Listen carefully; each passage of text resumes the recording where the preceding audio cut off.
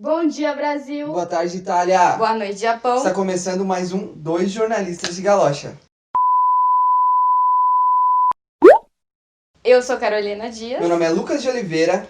E já vai se inscrevendo aí no canal, já deixa like no vídeo. A gente tem uma meta aí de começar a produzir mais conteúdos aqui pro canal, mas a gente precisa da colaboração de vocês. Sim, a gente precisa que vocês ajudem a gente, principalmente divulgando, ajudando a gente a compartilhar nossos vídeos. Se você não viu o vídeo de semana passada, é um vídeo muito legal de um quadro que a gente cozinhou aqui, que chama Cozinhando a Notícia. A gente vai deixar em algum lugar aqui, mas vai lá assistir, tá muito legal. A gente mistura notícia, cozinha, tem até um game no meio do canal, no meio do vídeo. Vocês vão ver, vai tá muito legal. Vai lá conferir. Aproveita e siga a gente nas nossas redes sociais e nas redes sociais dos Dois Jornalistas de Galocha, porque a gente produz um conteúdo diferente lá. Então, quem acompanha lá sabe que são coisas diferentes daqui do canal do YouTube. Então é importante estar presente nos dois lugares, né, Lucas? Tem coisa boa nos dois lugares.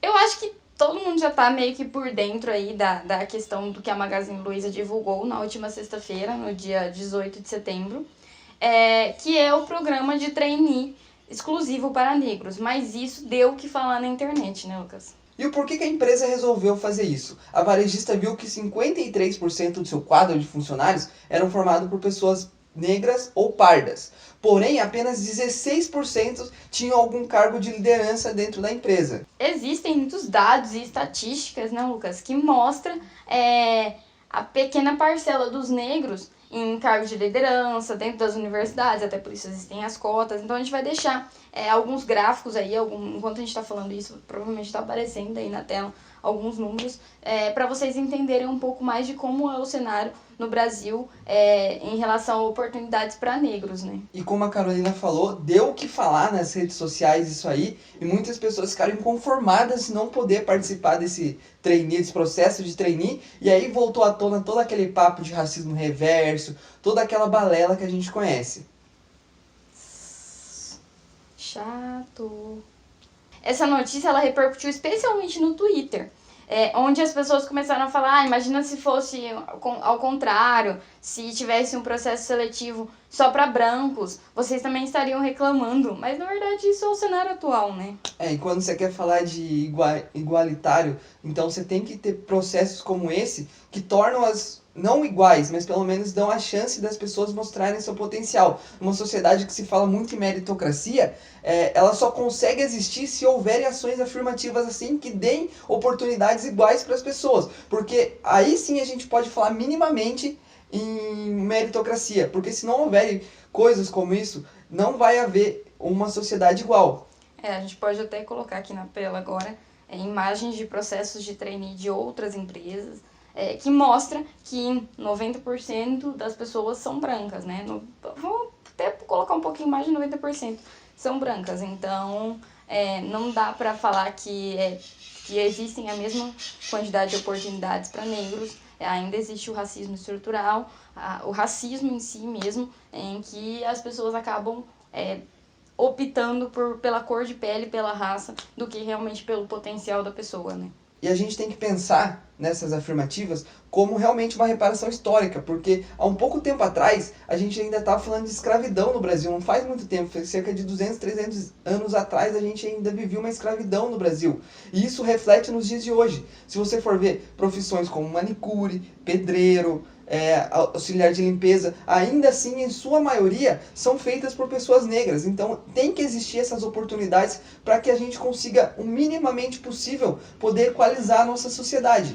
E isso inclui o fato de que, tipo assim, por que você acaba vendo um negro recorrendo a ser gari? Porque muitas vezes eles não têm a oportunidade de alcançar a universidade, de fazer uma graduação, ou até de participar de processos seletivos, de programas de trainee de grandes empresas, ou até quando acabam não passando por racismo. E também a gente pode ver porque a pobreza está na porta deles, eles precisam arrumar algo que sustente no dia de hoje.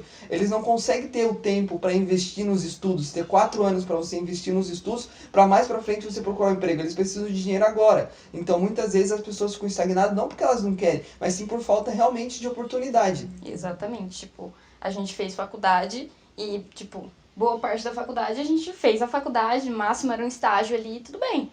Agora tem gente que não, que tem que trabalhar desde cedo e não tem como, tipo, tem que conciliar os estudos, malemar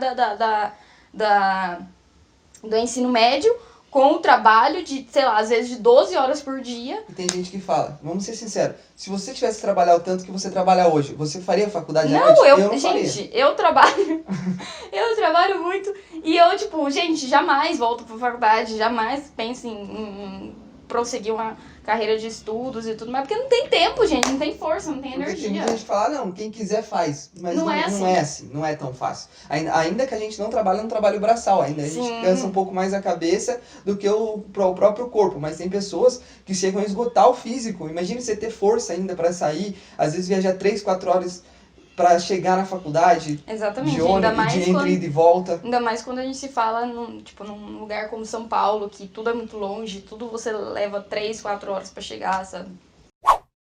E toda essa história de racismo reverso acabou levando a Magazine Luiza a ser processada e alegando de que esse processo de trainee era ilegal. Ao todo foram 11 denúncias recebidas, porque segundo os denunciantes, né, as pessoas que levaram essas denúncias, eles alegam que isso é um racismo, porque se você não tiver a cor de pele que a empresa determina, no caso negro, você não pode participar, que isso é uma injustiça e etc. Porém, o Ministério Público Trabalhista concluiu que não tem nada de racismo aí, e sim apenas uma reparação histórica que a gente está assistindo. Então a gente tem que realmente aceitar que coisas assim vão acontecer para a gente poder viver numa sociedade que seja igual. E precisa acontecer, Precisa acontecer. O que na verdade não pode acontecer, Lucas, é a situação contrária, né? Por exemplo, se a Magazine Luiza tivesse criado um programa de trainee exclusivo para brancos. Porque aí ela estaria excluindo uma galera que já é vulneravelmente... Historicamente vulnerável. Exatamente. Então, o processo inverso não poderia acontecer. Agora, como a gente está fazendo uma reparação histórica, aí isso não tem nada de legal, não tem nada de racismo, enfim.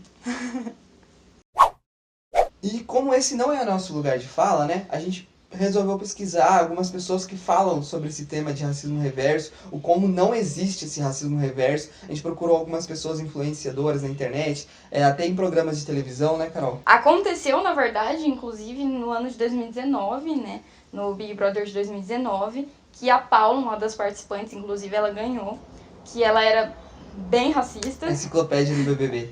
Ela era bem racista. E ela era uma pessoa branca, loira, advogada, que veio do interior. E ela alegava, falava em várias falas dela, que existia o racismo reverso. Porque ela achava, tipo, que não tinha nada a ver. Porque, por exemplo, por que se eu sou preconceituosa com uma pessoa negra é racismo? E se eu xingo uma pessoa branca de branco azedo, não é?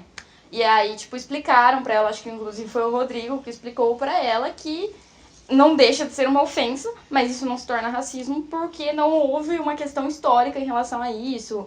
Não existe pessoas que matam brancos somente por racismo. Brancos não morrem pela sua raça, pela sua cor e etc.